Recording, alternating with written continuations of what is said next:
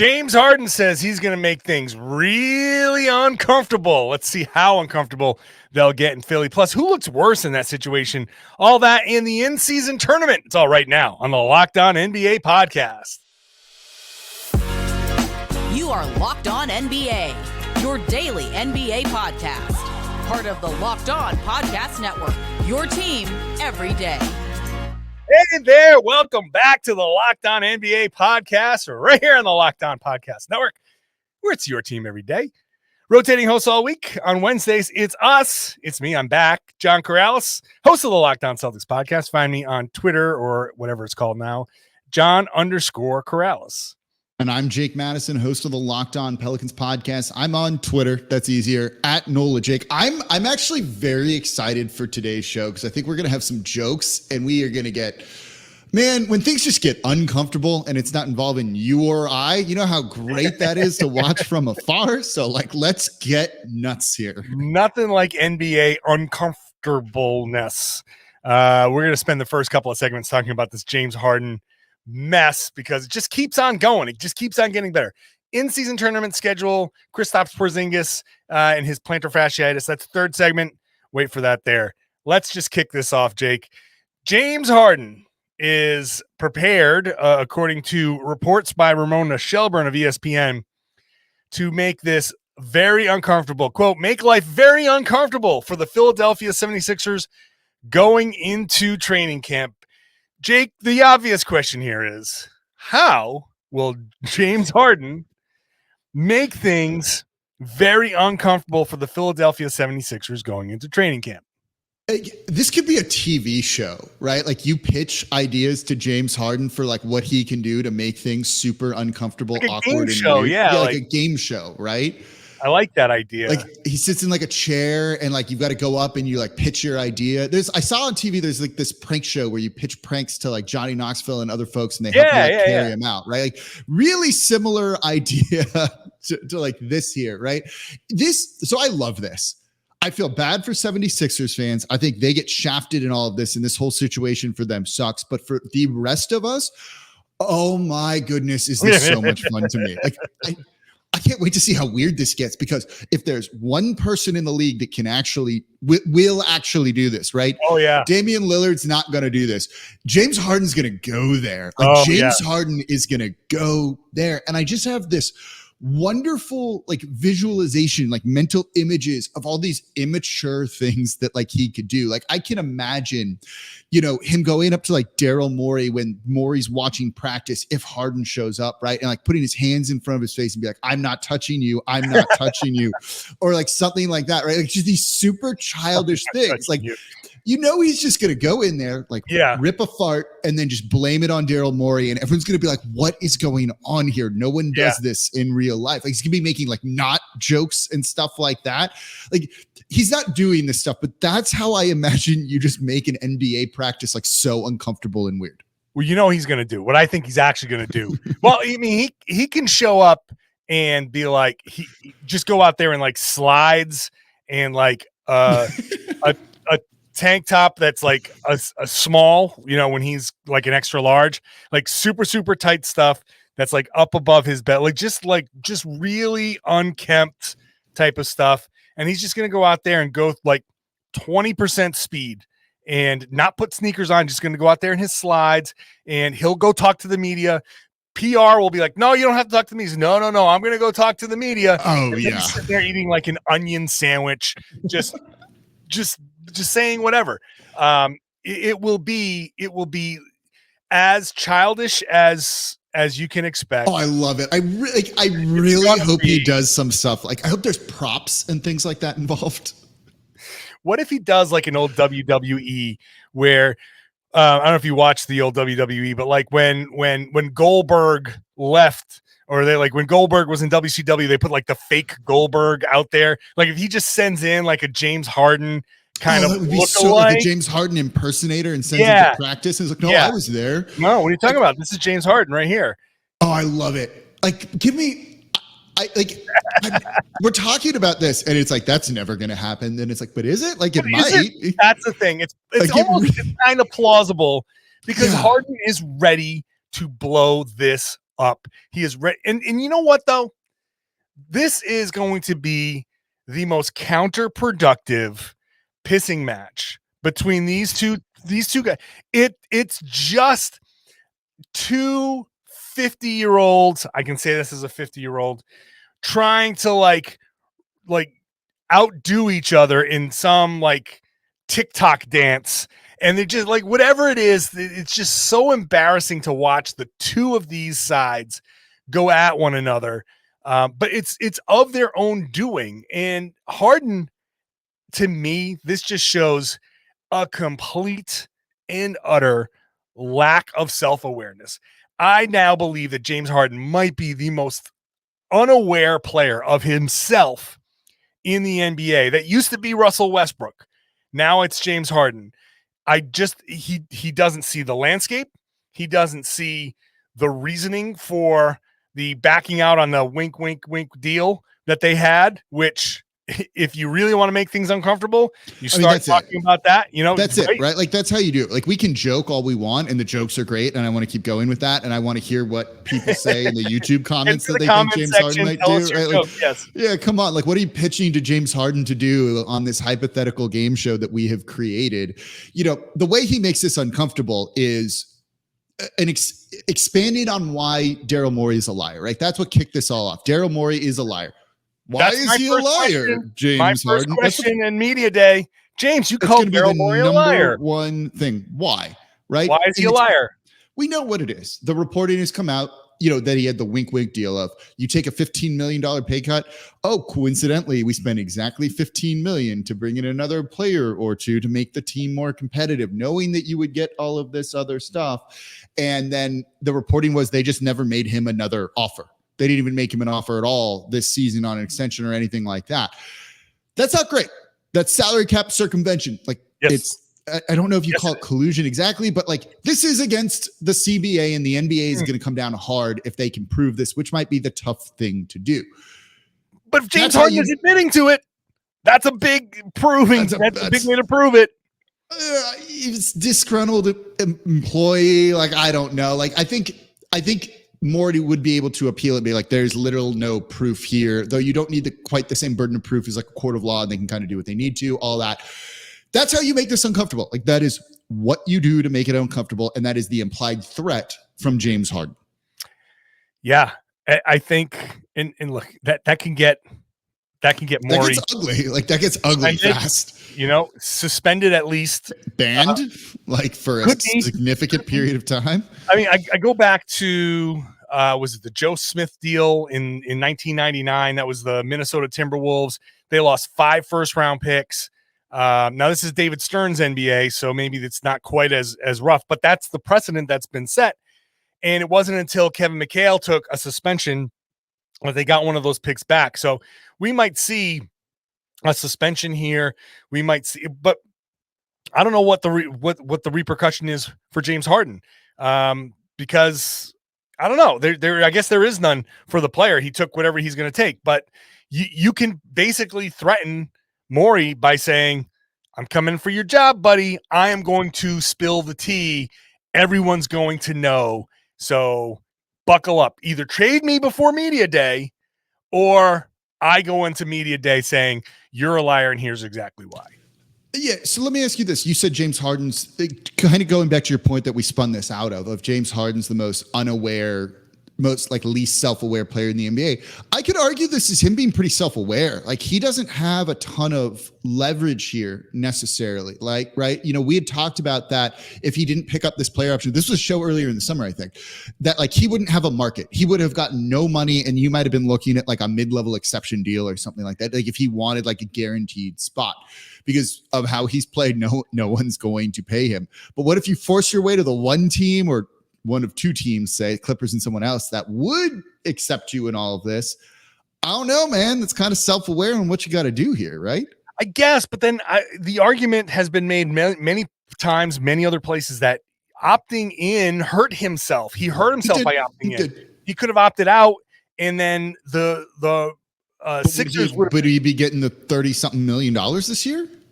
But the Sixers, he would have forced the Sixers' hand to keep him, because if he opts out, I see what you're saying. You know what I'm saying? Like, yeah, if he opts out, they got to sign him to a new deal because they don't want to potentially lose him for nothing, which is why they're not trading him now because the offers aren't good.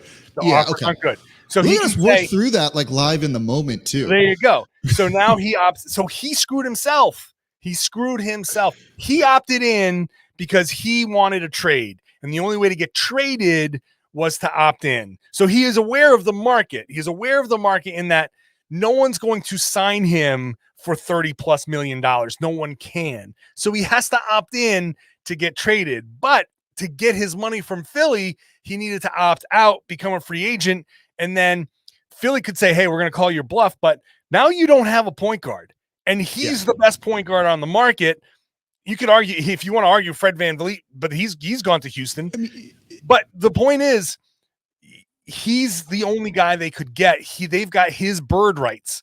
So he would have said, hey, your only choice, I'm the only choice. It's 2 a.m. and I'm the only girl left at the bar. So here it is. This is your only option. He needs to sign this deal, or Harden's going to say, I'll take the mid-level deal. I'll take 1 year at the mid-level because I've made all the money in the world and Adidas is going to pay me a ton of money and I'm already super, super rich. So, okay, maybe I screwed myself out of $15 million, but I get to go. I get to leave. You have no other option. That's where he screwed himself. That's fair. I see what you're saying. I don't know if that's still the most unself-aware player in the league. Maybe it's the dude who just doesn't care about his reputation at all, depending on what he might do here. But that would have been a good real fake, actually. Would have been. Let's play real or fake. Let's play real or fake and say who looks worse. James Harden looks worse than Daryl Morey and the Sixers, or vice versa. We'll talk about that all next. First, today's show is brought to you by FanDuel. It's football season, y'all. Football is back. People out there scoring touchdowns and kicking field goals, and I don't watch it, but it's fun for everybody else, and you can go bet it on FanDuel because they're giving you a chance to win all season long. Right now, when you bet on a Super Bowl winner, you can get bonus bets every time that team wins in the regular season. So make it a good pick. Pick any team to win the Super Bowl. Every time they get a win during the regular season, you get bonus bets, and you can do that. You can use that bonus bet on everything: spreads, player props, over-unders, more. Go to FanDuel.com/lockedon. Start earning your bonus bets with America's #1 sports book. That's FanDuel.com/lockedon. If you're going to gamble, we just ask you to please gamble responsibly. Thank you so much for making Locked On NBA your first listen every day. We're here 5 days a week, rotating hosts all week long. So make sure you're subscribed wherever you get your podcasts. Let's get into our real or fake game. Jake, sticking with the James Harden theme. James Harden does not look good. Daryl Morey, by putting all of his chips in the James Harden basket, by backing off on a promise, allegedly to keep him and, pay Harden. The real or fake question is, James Harden looks worse than Daryl Morey. Real or fake? So, this is assuming that, James Harden does some of, the theatrics, too, that he does, right? Throwing banana peels out there on the court while they're, scrimmaging or something. Thinking, Mario Kart, to be perfectly honest with you. I have these just weird images from this, man. I saw that report, and, I don't know. I started doing, sketch comedy in my head over, what he could do. Just him popping, peanuts into his mouth and spitting the shells out onto the floor.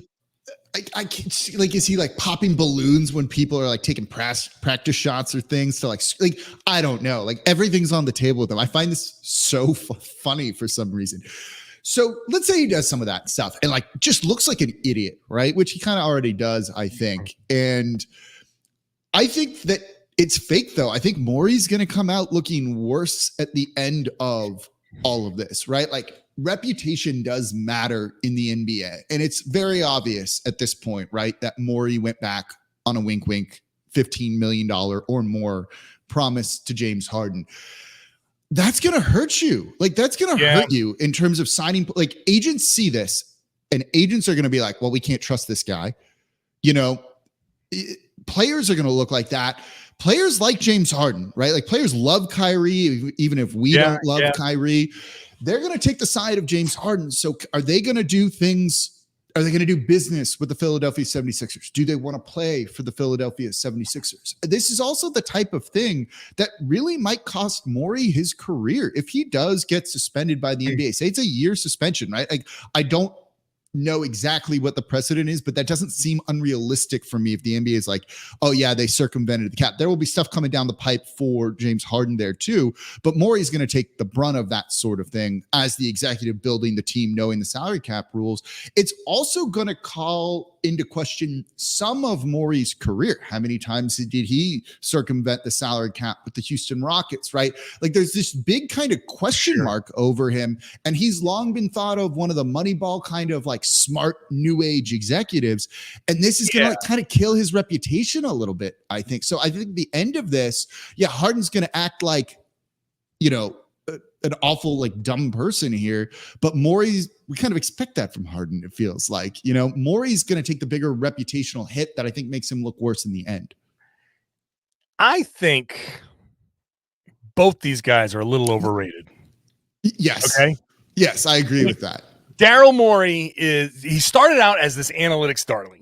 Right, he first took over the Rockets, the NBA kind of guy, like coming in the league. Yeah, he had he was getting the most out of guys. He was finding these little. It was very, very Moneyball, kind of like getting guys that what's this guy doing? And it really was the beginning of the analytics era.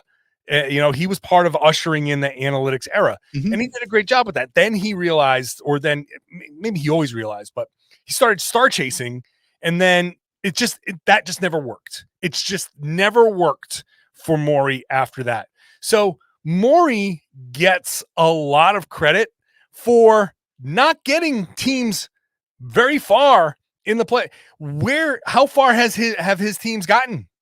If Morey were on the show, he'd point to that awful 3-point shooting night from the Rockets against the Golden State Warriors, where if they make like one out of like the 27 straight misses or whatever it was, I forget what year that was, but everyone knows the game I'm talking about.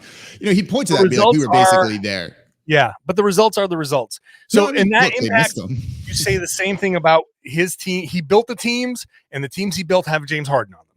And so they are inextricably tied.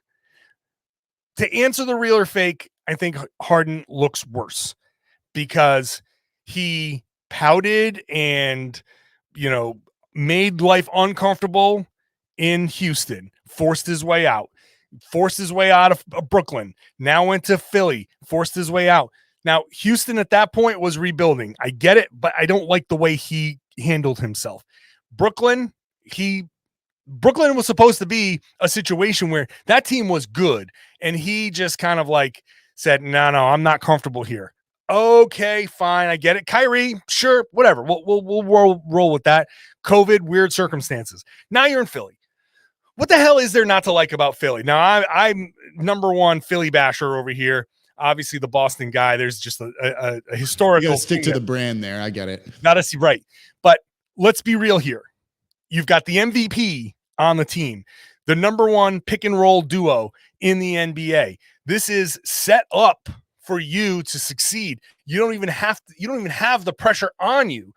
And you now still want out of that situation because the GM said, you know what? I actually am not going to give you that deal. You know what, James Harden? I'm sorry that this was promised to you, but promises get broken all the time in business. Sorry, you lose. It's a cutthroat time. You can make promises all over the place. How many promises has James Harden made to other teams to stay and play there and said, no, you know what? I want out. So you can renege on a promise. You've done it already, James Harden, multiple times. So this is on you. You look worse, much, much worse. And there's nowhere for him to go. There's no way and this is the end of his career. You know what I'm saying? Like he's got a few years left, but high level elite James Harden is starting to go downhill, right? I mean, look, in game 7 against Boston, he had 9 points, right? He won them 2 games in that series and then was terrible in basically the other 6. He had one awesome game and he had one good game, where he hit a game winner because Jaylen Brown made a stupid decision Mm-hmm. to help off strong side to double in that post, and he left Harden alone in the corner. If Jaylen had played the right defense there, Harden wouldn't have even been in a position to make that shot. Yeah, that's so. It's just, look, if you want people to keep their promises to you show up in the playoffs. It's kind of as simple as that. I will say this though, on my side being like Morey's going to look worse, and let's read too much into social media, right? Because we love to do that in the NBA, right? All of a sudden, Joel Embiid has nothing Philadelphia in Instagram or Twitter. No, but like, say Embiid looks at this and is like, you know what? Like, this is a mess. Maybe this gets in Embiid's ear about Daryl Morey. He's like, well, I can't trust that dude either then. Or like, why should I when I love James Harden? And players stick together, right? Like, there's definitely a brotherhood to all of that. Look, if not paying James Harden an extra $15 million or just simply offering him an extension costs Daryl Morey Joel Embiid, does that change your opinion on who looks worse?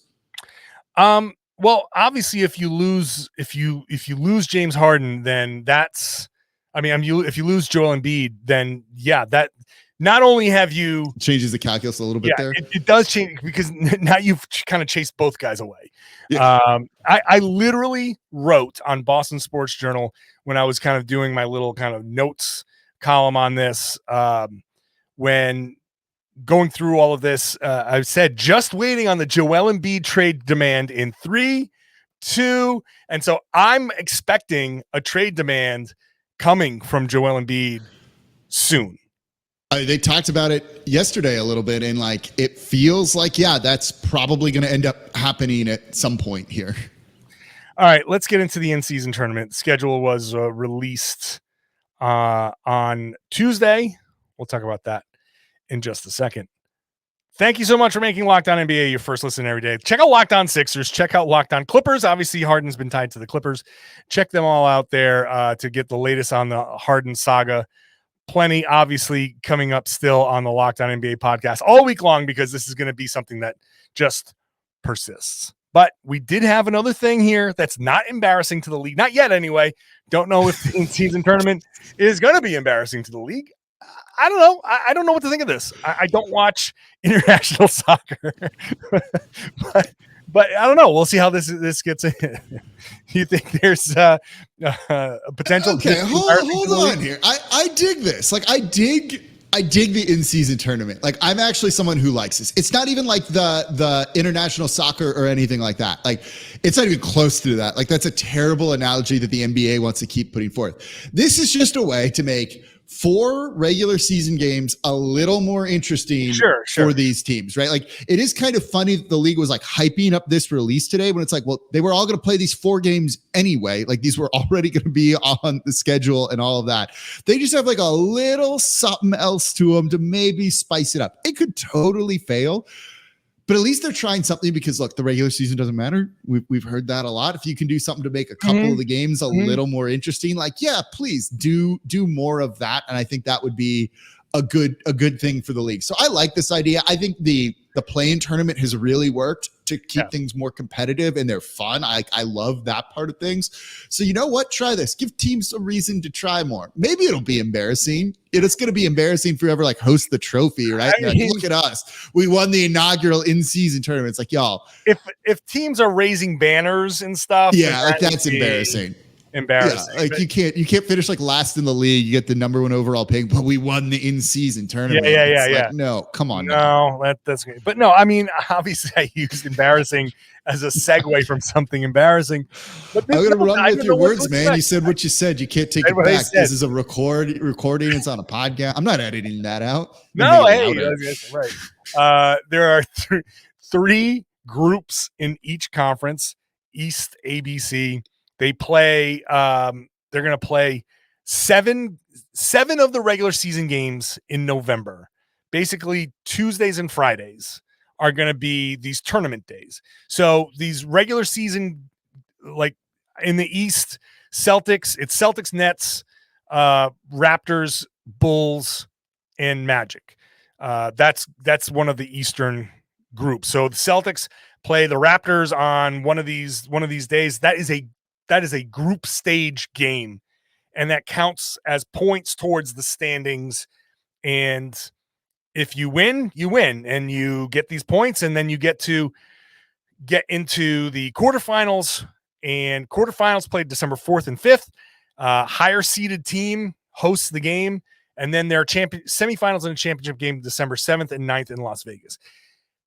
This can all be fun. This can all be great. I really am not disparaging this concept. It's something new. You try it. If it works, it works. If it doesn't, it doesn't. That's what you do. I am curious to see how teams, I think I want to see how they adjust to kind of not knowing what the schedule is going to be, because you're going to have multiple games on your schedule where it's just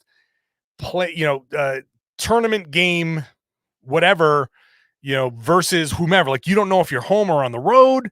You don't know where you're going. So it does take away some of the planning, right? Of knowing what your schedule is going to be, knowing where you're going. And, I think creatures of habit want to know, what's my schedule in December or at the end of November? What's the schedule going to be? Where are we playing on this Tuesday? I have no idea. I think that's going to be the biggest adjustment that teams are going to have to make.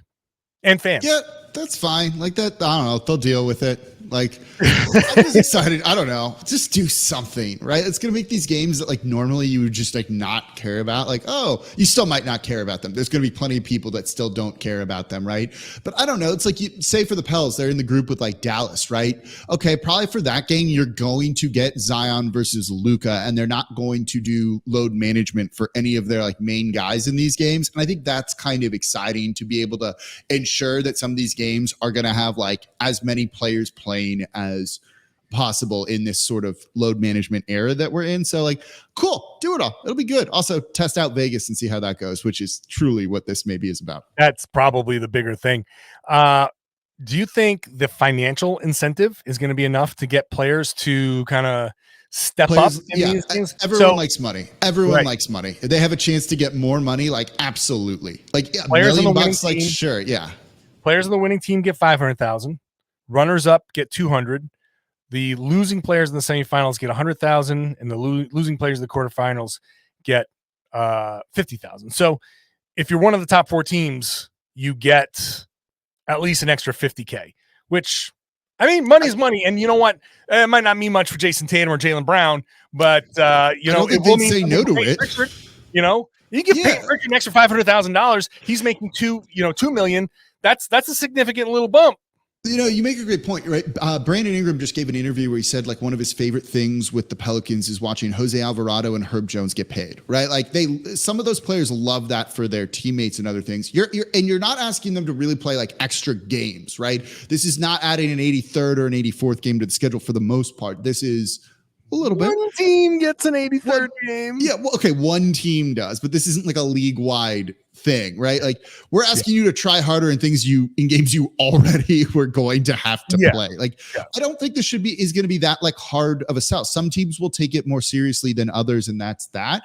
Depending on certain injuries that you have, like, you might not play guys because you just don't care and you have sights set on something bigger than this. But if you can win this, why wouldn't you? Unless, I don't know, you're the Boston Celtics with Kristaps Porzingis and a foot issue. Like, what do you think of that, by the way? Like, that's going to come up, and that's a thing, because that's a scary injury for a big man. So, okay, just to quickly touch on that.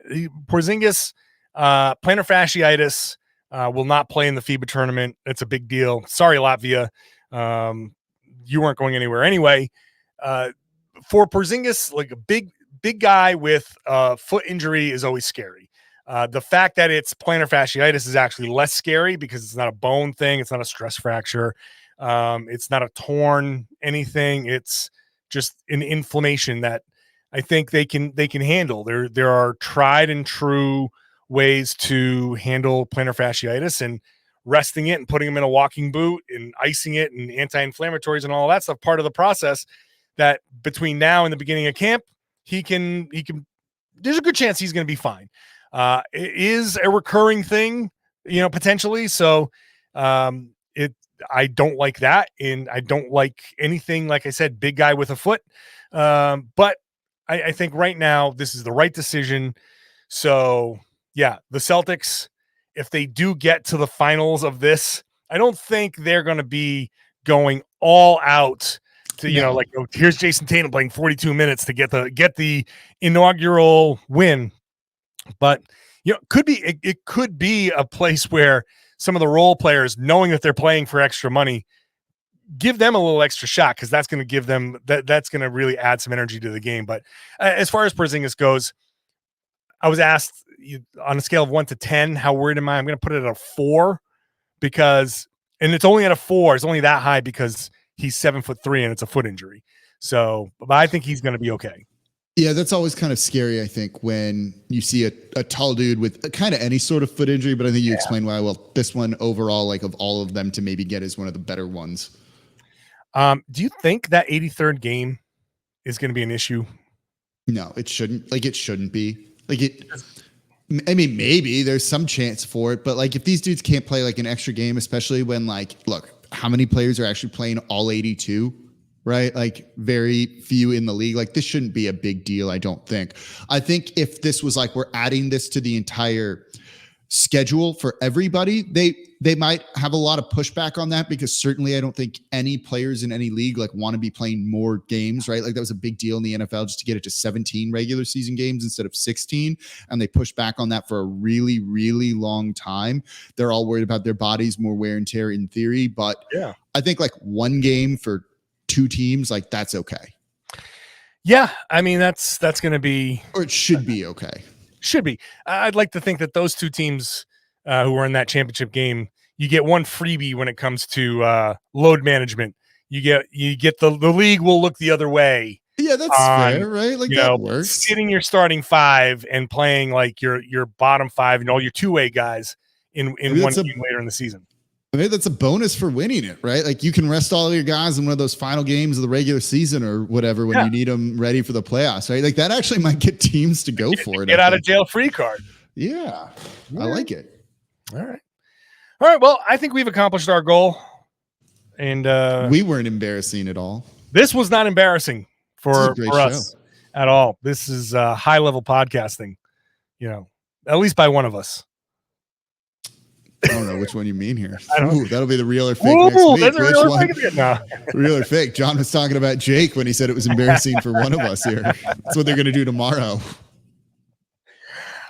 Thanks everybody for listening. Thanks for watching. Make sure you're subscribed wherever you get your podcasts. It's on everywhere you get your audio, on YouTube. Hop in the comments section. Who am I talking about? I'm John Karalis, here with you on Wednesdays, on Twitter at John_Karalis. I'm Jake Madison. Maybe he's talking about me, the host of the Locked On Pelicans podcast, at Nola Jake on Twitter. Stay on vacation next week. My favorite reaction to get out of you is that just disgusted head shake. Just like, oh, John, what are you doing? And I'm the older one. The Bahamas. I'm supposed to be the mature one. Yeah, because you're much older than I am. Much older than you. Just need to throw that out there. Thanks for watching, everybody. Who's tomorrow? It's Nick Angstead and Pat the Designer. They've got the show tomorrow. Next Wednesday. We don't know if we'll be back next Wednesday, but hopefully you are with us, and hopefully you subscribe, and hopefully if you're a regular everyday listener, you're with us and you want to share the podcast. Tell your friends, tell your family, tell everybody. They should be listening to and watching the Locked On NBA podcast right here in the Locked On Podcast Network, your team